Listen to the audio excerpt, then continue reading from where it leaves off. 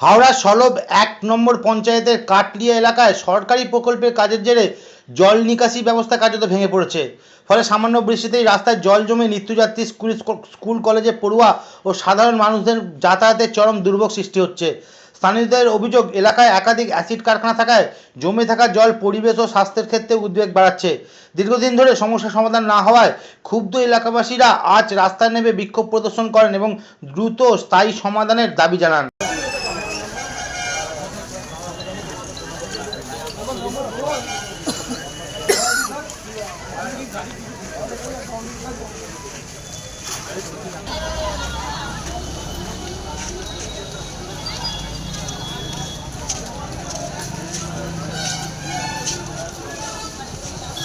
আমাদের এখানে সমস্যা হচ্ছে যে আজকে এই উঁচু জায়গা, আজকে প্রজেক্টের জলার প্রজেক্ট ছিল, সেই জলা ছিল, সেই জলাটা বুঝে প্রজেক্ট করেছে।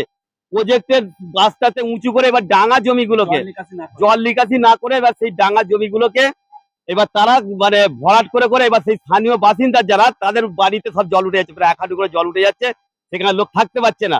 আজকে ভোরের যে জলটা হয়েছে সেই জলেতে সব লোকের ঘরে জল ঢুকে গেছে, যার জন্য সাধারণ মানুষ আমরা আন্দোলন করেছি যে গেটের সামনে যাতে না এই ড্রেন শিগগিরই না হাই ড্রেন না করলে জল নিকাশি করে তারপর আমরা কারখানা চালু করব। আমরা অভিযোগ করেছি এর আগে তৃণমূলের আমলে ছিল যখন, তখন তারা প্রচুর কাটমানি খেয়েছে, তারা করেছি, তারা তাদের মতন কাজ করে বেঁচে কিচ্ছু জল নিকাশি বার করে না, আমাদের কথা শুনে না, তাই শুনে চলে গেছে। আজকে আমরা মানে যৌথভাবে হয়ে আজকে আমরা চাই যে সমাধান যেটুকু না, এটা বেশি দিনের কারখানা, 10 বছরের কারখানা। 10 বছর আগে পুরো ফাঁকা জলা ছিল, দুটো বড় বড় ঝিল ছিল, সেই ঝিল দুটোকে বুঝিয়ে দিয়েছে, দিয়ে ওরা প্রজেক্ট করেছে। এরা এখানে দালাল অভিজিৎ আছে, দীপক আছে, আর কি আছে, শঙ্কর আছে, সঞ্জয় রয়েছে, আরো দিলীপ রয়েছে, আরো অনেকে আছে এখানে। তারা এইসব জিনিসটা দালালি করে করে সিন্ডিকেট বাজার তোলাবাজি করে করে এইসব প্রজেক্ট করে গরিব মানুষগুলোকে সব তুলে সব ছাড়িয়ে দিচ্ছে এখান থেকে। সব টিএম ছিল, সব তৃণমূলের সব লোক। পঞ্চায়েতে নাকি শুনেছি কোটি কোটি টাকা নাকি মাসে বছরে দেয়। আজকে পঞ্চায়েতে সব ঘেরাও করা হবে, যাতে পঞ্চায়েত কিভাবে টাকাটা নিয়ে কাজ কেন করবে, সাধারণ মানুষ কেন কষ্ট ভোগ করবে। আজকে কচি কচি বাচ্চাগুলো তারা জলে হাঁটুতে তার পায়ে ঘা ফুটে যাচ্ছে, তারা কোথায় যাবে?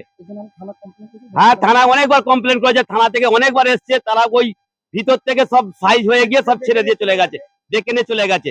আজকে থানাও এসেছিল, থানাও দেখে যাচ্ছে, দেখে গিয়ে কাজের কাজ আমরা চাই সমাধান হোক আগে, তবে গ্রামবাসীর লোক সব ঠান্ডা হবে, নাহলে গ্রামবাসীর লোকের সব জলে ডুবে যাচ্ছে সব। আমরা চাইছি দুটো মানে ড্রেন হোক, জল নিকাশির ব্যবস্থা হোক।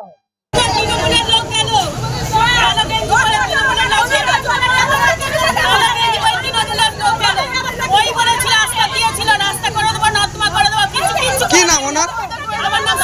ওনার নাম কি?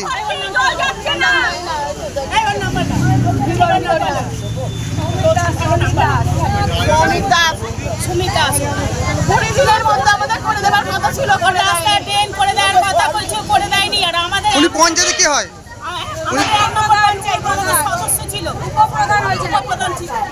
সমস্যা হচ্ছে এখানে যে আমরা ঘর বাড়ি ছিল, একটা সময় এখান দিয়ে বড় ন্যাচা ছিল, পাড়ার জল যত বর্ষাকালের জল সব বেরিয়ে যেত। আজ এই 10 বছর আর 9 বছর 10 বছর এই প্রজেক্ট হয়েছে, আস্তে আস্তে জলা থেকে জমি কিনতে কিনতে এখন ড্যাঙার দিকে চলে এসছে। যেখানে মানুষের ঘর বাড়ি আছে, সেই ঘর বাড়ির আনাচে কানাচে জমিগুলো কিনে ভরাট করে পুরো প্রজেক্ট তৈরি করছে। এই যে সিন্ডিকেট, এই যে একটা সিন্ডিকেট আছে, গ্রুপ একটা, এরা মানুষকে প্রলোভন দিয়ে 10 টাকার মাল 50 টাকা দিয়ে, এটা হচ্ছে প্রজেক্টের লোক, এই সিন্ডিকেটের লোকেরা করছে। এখানে অ্যাসিডের কারখানা অনেক আছে, অ্যাসিড জল গিয়ে পুরো মানুষের পায়ে লাগলে পা ঘা হয়ে যাচ্ছে, অসুস্থ হয়ে যাচ্ছে, গন্ধ ছাড়ছে, অ্যাসিডের গন্ধ। এখানে ইনকোয়ারি করলে প্রচুর অ্যাসিড কারখানা পাওয়া যাবে। হ্যাঁ, অভিযোগ আমরা থানায় করেছি, পঞ্চায়েতে করেছি, জেলা পরিষদ, সব জায়গায় করেছি, কিন্তু কোনো শুনবাই হয়নি। হ্যাঁ, সাধারণ মানুষ, গরিব মানুষ, পুরো এখানে বাচ্চারা স্কুলে যেতে পারছে না, জল ডিঙিয়ে স্কুলে যেতে পারছে না। সমস্যা, প্রচুর সমস্যা। খালি আমাদের চাই জল নিকাশি হোক, প্রজেক্ট হোক না হোক আমাদের দেখার দরকার নেই, আমাদের জল নিকাশিটা যেরকম ছিল বিগতবারে, এখনো সেই জল নিকাশিটা করে দিতে হবে।